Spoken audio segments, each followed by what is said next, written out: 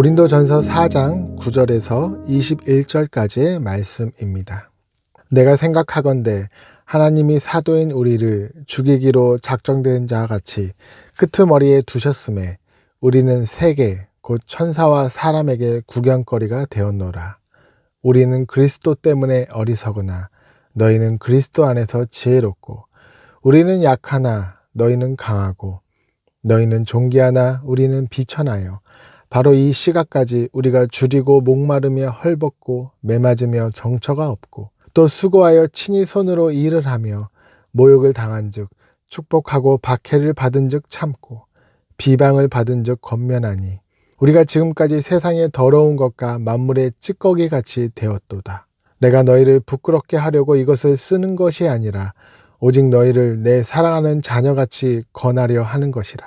그리스도 안에서 1만 스승이 있으되 아버지는 많지 아니하니 그리스도 예수 안에서 내가 복음으로써 너희를 낳았음이라.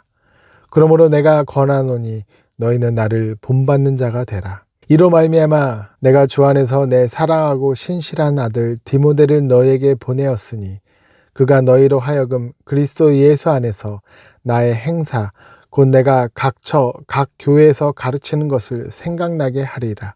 어떤 이들은 내가 너희에게 나아가지 아니할 것 같이 스스로 교만하여졌으나 주께서 허락하시면 내가 너희에게 속히 나아가서 교만한 자들의 말이 아니라 오직 그 능력을 알아보겠으니 하나님의 나라는 말에 있지 아니하고 오직 능력에 있음이라.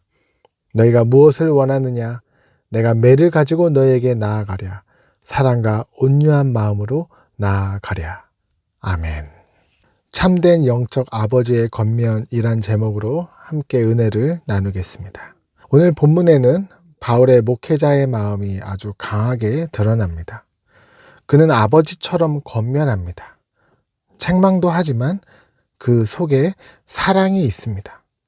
먼저 9절에 바울은 사도들의 현실을 아주 충격적으로 설명합니다. 하나님이 사도인 우리를 죽이시기로 작정된 자 같이 끄트머리에 두셨음에, 이 말은 마치 경기장에 끌려 나와 구경거리로 희생당하는 이미지입니다.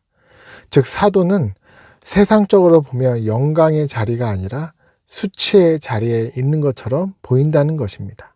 고린도 교회는 신앙을 가지고 아는 것이 많고 능력이 많으면 자기들이 특별한 존재가 된 줄 알았던 미숙한 신앙인들이 말했습니다. 그런데 바울은 말합니다. 복음의 길 위에 서 있는 사람은 박수받는 길이 아니라 오히려 세상에서 초라해 보일 수 있는 길이다. 이렇게 이야기합니다. 오늘날 잘못된 복음이 세상의 언어로 번역이 되면서 많은 오해를 불러일으켰습니다.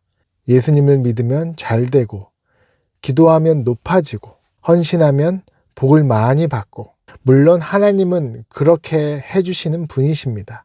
그러나 성경이 말하는 진정한 복음의 길은 언제나 십자가를 통과합니다.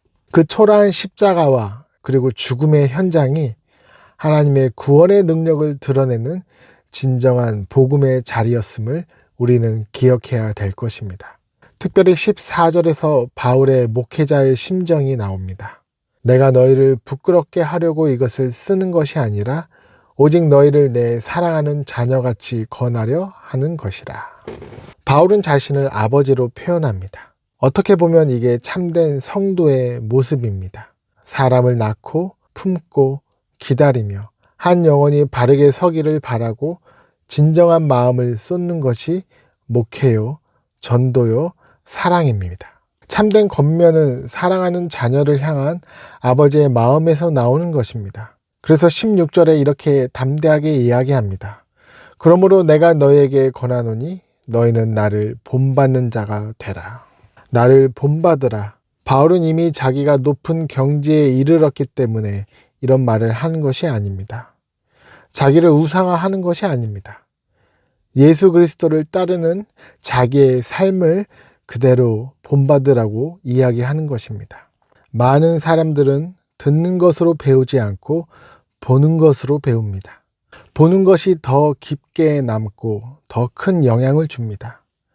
고린도 교회는 아마 말이 많았을 것입니다. 그렇기 때문에 지식도 많고 주장도 많고 갈등도 있었습니다. 그런데 바울은 말로만 신앙이 자라지 않는다고 지금 말하고 있는 것입니다. 복음은 보여져야 합니다. 낮아짐이 무엇인지, 순종이 무엇인지, 십자가가 무엇인지 그 말하는 이의 삶에서 보여져야 합니다.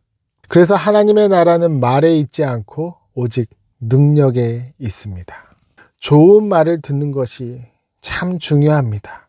그러나 누구를 보며 배우고 듣고 있는가?